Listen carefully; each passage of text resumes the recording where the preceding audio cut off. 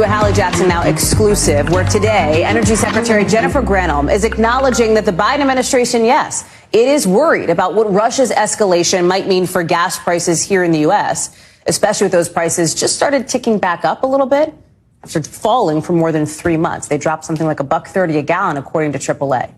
The secretary at an event with her Ukrainian counterpart, sitting down exclusively with our own Josh Letterman and pointing out, listen, prices are still way lower than what they were this summer. Are you concerned about gas prices starting to go up again? Well, I mean, the increase is less than 1 penny. We have obviously seen huge drops. Josh is joining us now here on set. It's so good to see you, and it's great to have this interview here on the show, so thank you. Obviously, there is a concern from the Energy Secretary about what's happening with energy here at home, right?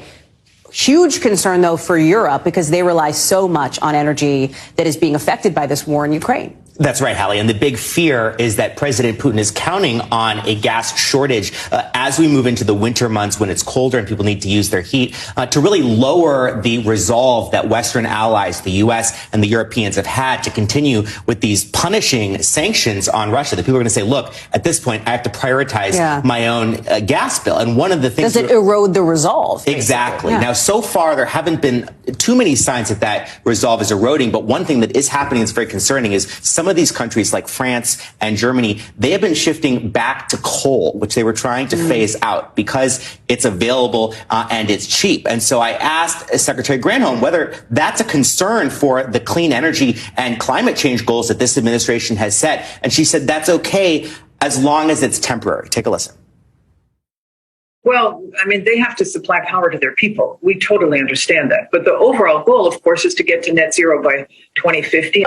If there is a year or two where they've got to resort to fossil fuels, because it is so important, obviously, to ensure that power continues to people, they know that they are also accelerating this movement to clean. Everyone is saying it. Nobody is talking about permanently going back to coal.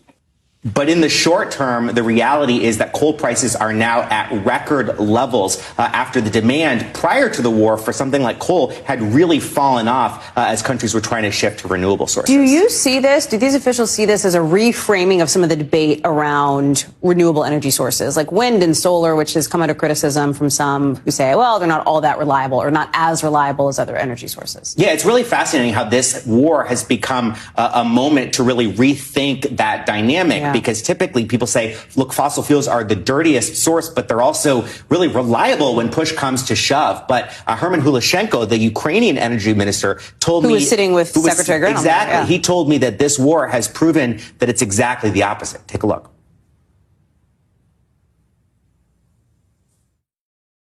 All these voices that the sun and wind is not stable, the situation with war, with Ukrainian war, shows that supply for gas, for instance, from Russia is not stable even more than the wind, and it means that you cannot rely on the supply of fossil fuels.